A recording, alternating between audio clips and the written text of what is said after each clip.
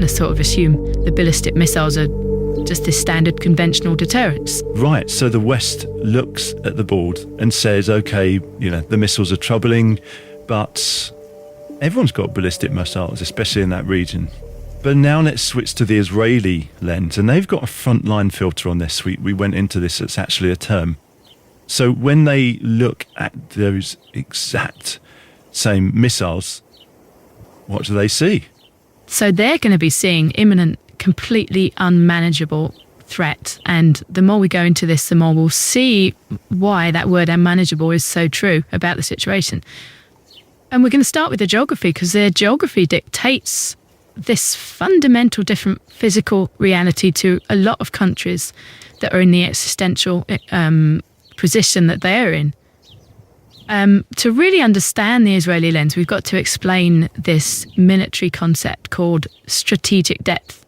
Or more accurately, as we looked into it in Israel's case, of the terrifying lack of it. Yeah, we spent a long time on this, and I don't know, do you want to break it down, how the strategic depth? Yeah, okay, so strategic depth is essentially the physical distance between your front lines or your borders and your critical national infrastructure, like your capital city, your power grids, your major industrial centres, your major civilian population cores.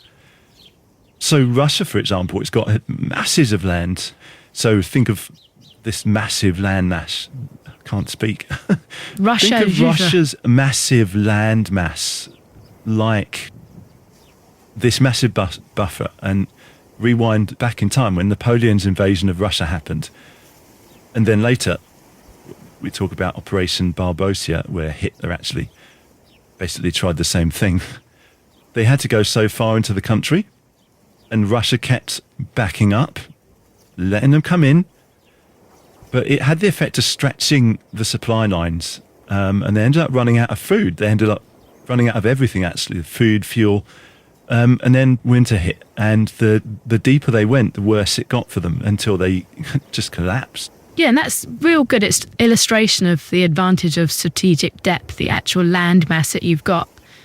America's got plenty of it as well, So if an enemy comes and attacks the US, it's got the time, it's got the physical space to absorb the blow.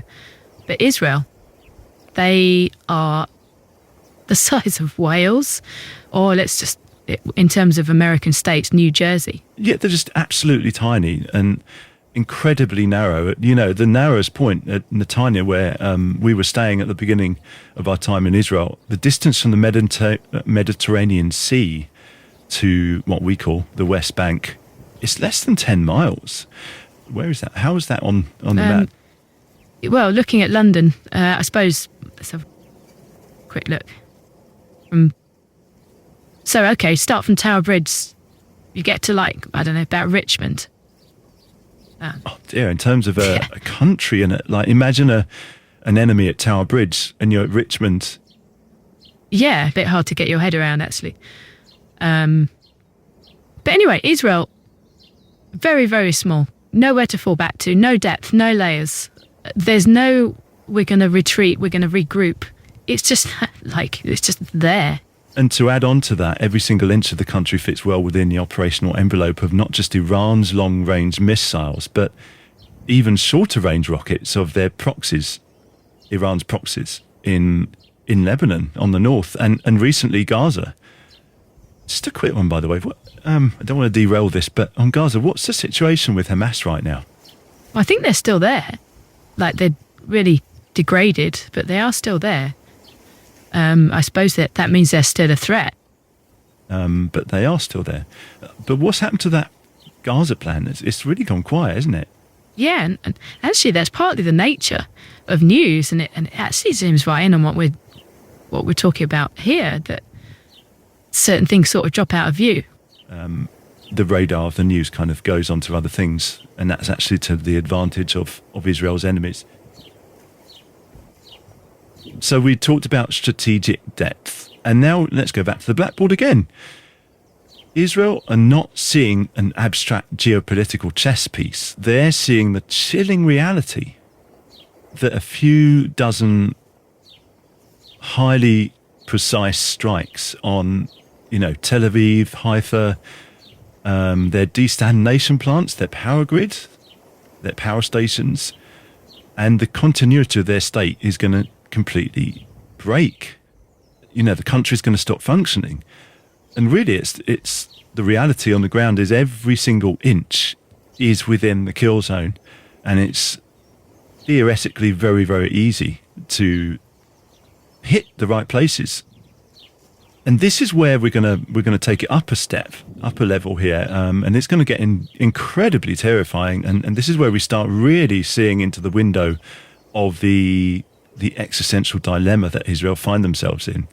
And I think we're going to break here, and we'll come back, and we're going to talk a little bit more about missile technology. I just want to add before we go to the break, if you don't mind, you may be wondering why we've kind of just sidelined the whole nuclear thing. And I hear you saying, I thought that was the main thing with Iran. The uranium enrichment, the JCPOA, the Joint Comprehensive Plan of Action that was set up some years ago to sort out a plan of action for this, basically the Iran nuclear deal. The talks, they were stalling, all that. And yes, that is. We're not saying that's not significant. That's the obvious bit. That's the bit the West has been talking about. That's the headline. But from Israel's point of view, the scarier thing is what is already built. The missiles, the posturing of the proxies, the very fact that they are there, the weapons pointed at airports, power stations, military bases, as we said, the things that keep the country running.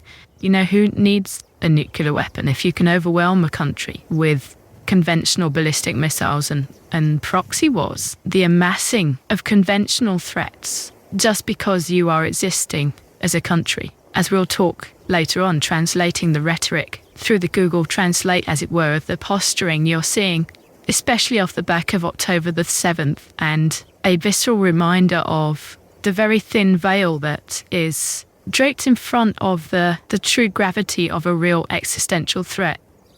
So it's not just, does Iran have enriched uranium? It's what happens when someone puts something much more dangerous on the end of one of those missiles. And Israel are seeing the pieces of a future attack being built. And to be honest, the conventional posturing that we've been seeing over the years that hasn't been reported on the TV in the West, the reminder daily for Israel that the intention of their enemies is to wipe them out. A few rockets here, a few rockets there, doesn't make the headlines.